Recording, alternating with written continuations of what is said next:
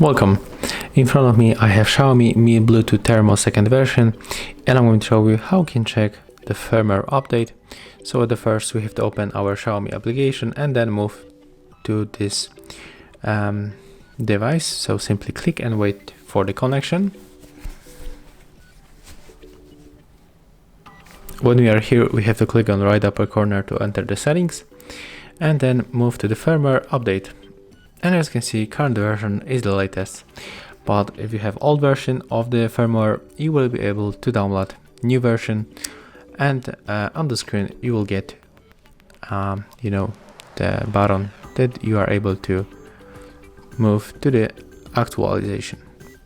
Thank you guys for watching. Leave thumbs ups, comments and subscribe to our channel.